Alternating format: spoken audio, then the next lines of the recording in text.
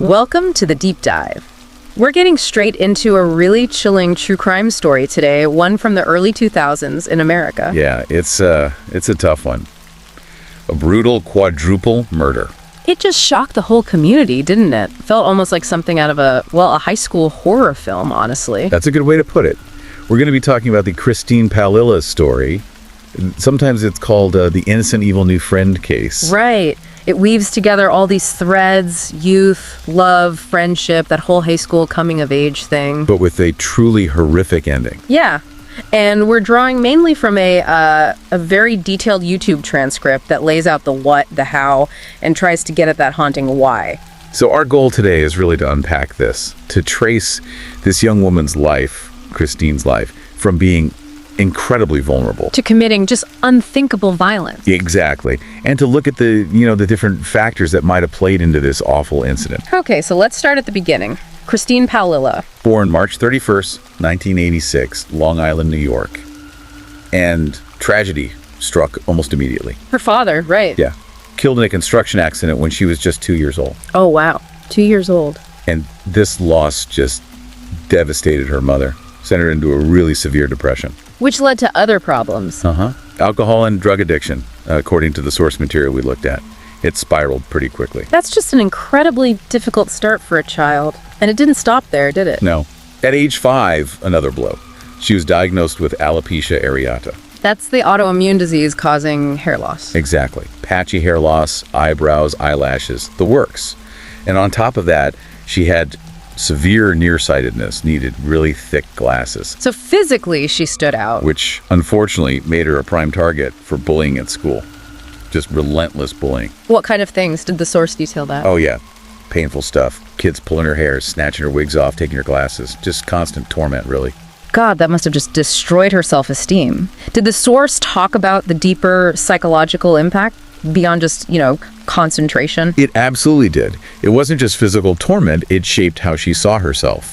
The source implies it created this really deep-seated need for acceptance. A vulnerability. A huge vulnerability that becomes, pretty central later on. And things didn't get more stable. By age 6, her mother's addiction got worse. So she had to move? Yep. Moved in with her grandparents in another city. Changed schools again. Did that help with the bullying? Sadly, no. The bullying continued. It affected her concentration, contributed to issues with ADHD too. Just one thing after another, so much loss. And then another major loss. At 15, her grandparents, who she was clearly very close to, they passed away. Both of them, leaving her basically without her primary caregivers again. So, back to her mother. Back to her mother. But there was a glimmer of hope here, actually. Her mom had finished drug rehab successfully, and she'd remarried. They had a more stable home in Clear Lake City, Texas. Christine even got her own room in a new, bigger house. A fresh start, maybe? New school. Yeah, she enrolled in Clear Lake High School. It really seemed like things might turn around. And that's where she met Tiffany and Rachael. That's right. Tiffany Rowell and Rachael Koloroutis. They were a year older, popular, really well-liked. But not in a mean way, the source said. No, exactly. The source emphasizes they were genuinely kind, involved in sports, drama, clubs, just compassionate kids, not the stereotypical mean girls at all. And they befriended Christine. They took her under their wing. It sounds like it was a lifeline for her. More than just friendship, protection too, from the bullying. Yeah, protection, and also like a path to confidence. They taught her about makeup, hair, fashion. Helped her fit in, essentially. Totally. They even introduced her to contact lenses, so she could finally ditch those thick glasses that had been such a symbol of her past. Wow, so this must have changed her completely. The transformation was apparently quite remarkable. The source really highlights this.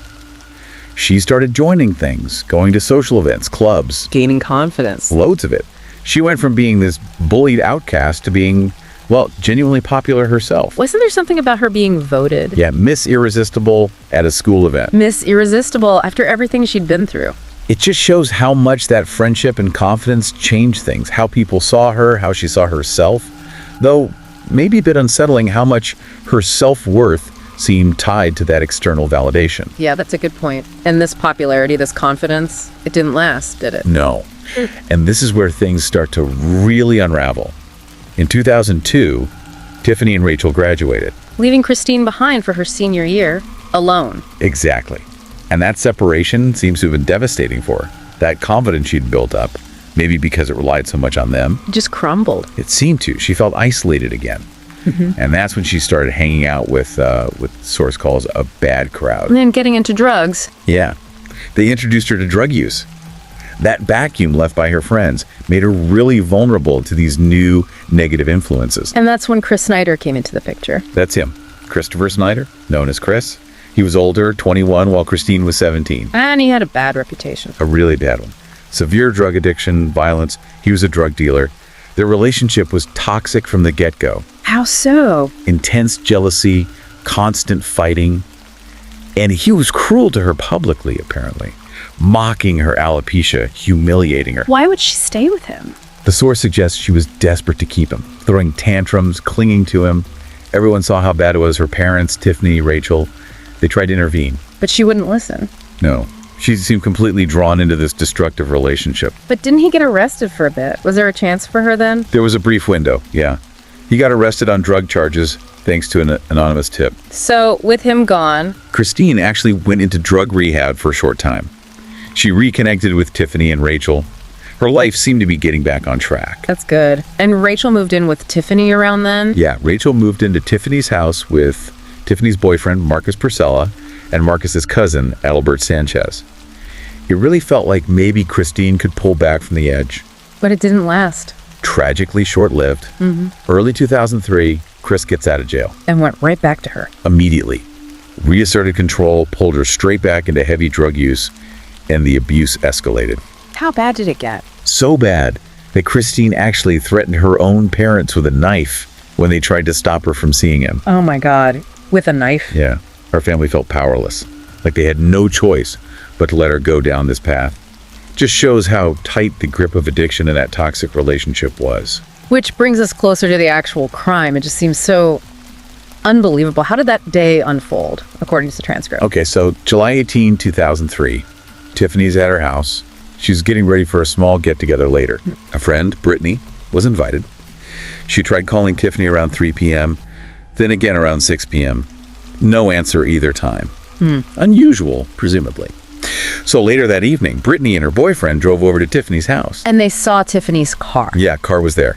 And they noticed the front door was unlocked. Unlocked, not forced. No. Brittany went inside, and whatever she saw in the living room, she screamed, ran back out, told her boyfriend to call 911 immediately. Just horrific. What did the police find? It was a terrible scene. Tiffany, Marcus, Rachael, and Adalbert, all dead in the living room. And lots of shell casings. 40 from 2 different guns. 40. Wow. How did it look like it happened? The details are grim.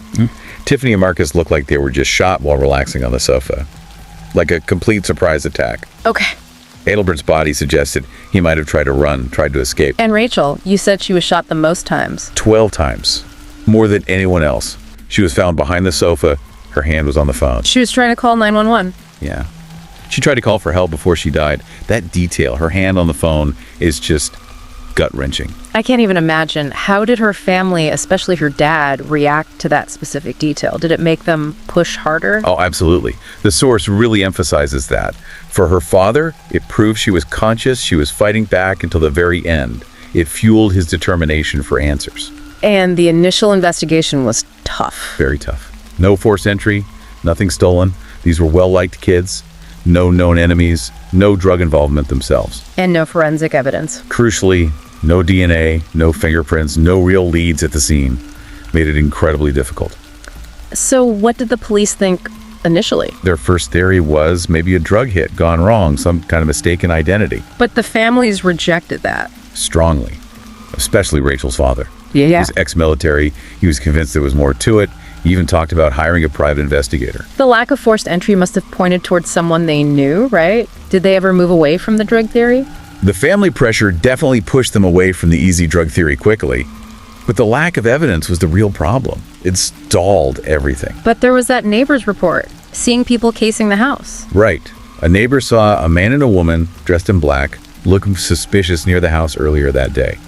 A sketch was made. Did it lead anywhere? Not immediately. It didn't match anyone they knew. And so the case just went cold. For how long? 3 years. Nothing. 3 years until 2006. an anonymous tip came into the police. What did it say? The caller, they wanted to remain anonymous, said they'd been in rehab with Christine Paolilla. With Christine? Yeah. And that Christine had confessed to them, confessed her involvement in the murders. Wow, that must have blown the case wide open. It reopened everything. Rachael's father, who never gave up, put up a $100,000 reward for information leading to the killers. How did the families react to Christine being implicated? I mean, she was Tiffany and Rachael's friend. Total shock. Disbelief. It seemed impossible to them that Christine, who they knew as this close friend, could have anything to do with it. So where did the police find her? They tracked her down to a La Quinta hotel in San Antonio, Texas. Was she alone? No, she was living there with her new husband, a guy named Justin Lott. How were they living? Where did the money come from? That's another piece. She'd received a life insurance payout from her father's death when she turned 18, about $370,000. And they were just burning through it. Oh, apparently. The hotel room itself was described as being in a horrific state. I felt bad. Needles everywhere, bloodstains, drugs, rotting food, dog feces, just chaos.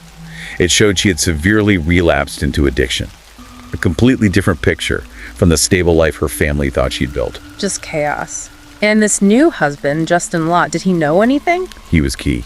He told the police that Christine had confessed the murders to him one night. They'd seen a news report about the cold case. What did she tell him?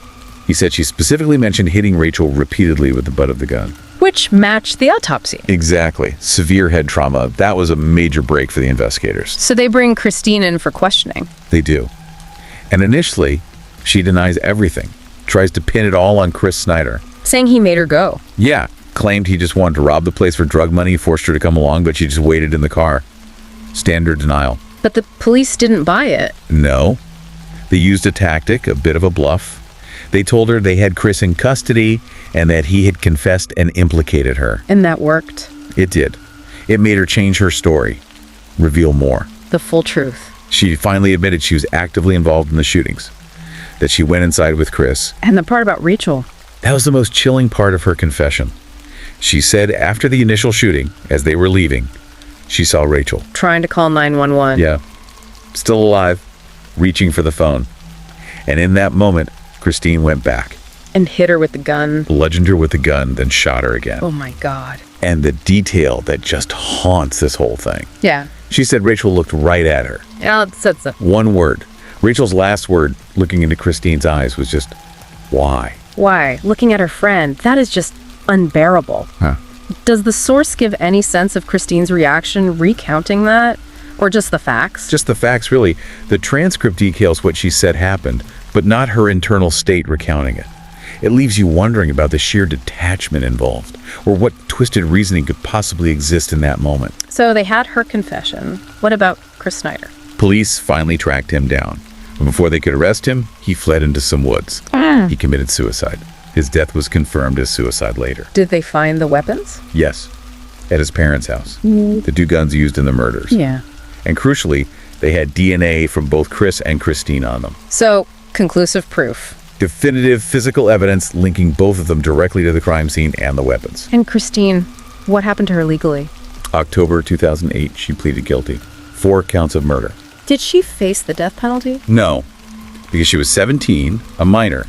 At the time of the crime, she wasn't eligible for the death penalty in Texas. So life in prison. Life in prison. Yeah. She'll be eligible for parole in 2046. She'll be 60 years old then. 60. It still leaves a huge lingering question, doesn't it? That why, Rachael asked. Absolutely. What truly motivated her was it Chris's manipulation, her own drug addiction, fueling desperation? Was it something deeper, those psychological scars from her childhood? Or maybe jealousy, envy of Tiffany and Rachael's lives, their popularity. It could be a combination of all those things. Or something else entirely. The source material lays out the facts, the history, but the ultimate why remains elusive. Only Christine really knows. It's just such a grim illustration, isn't it? How fragile things can be. Yeah, this case, it doesn't offer easy answers, but it really shows how that mix of early trauma, that desperate need for acceptance, and then getting caught in toxic relationships and addiction. A perfect story. Exactly. It can create this vortex that pulls someone into doing the absolutely unthinkable.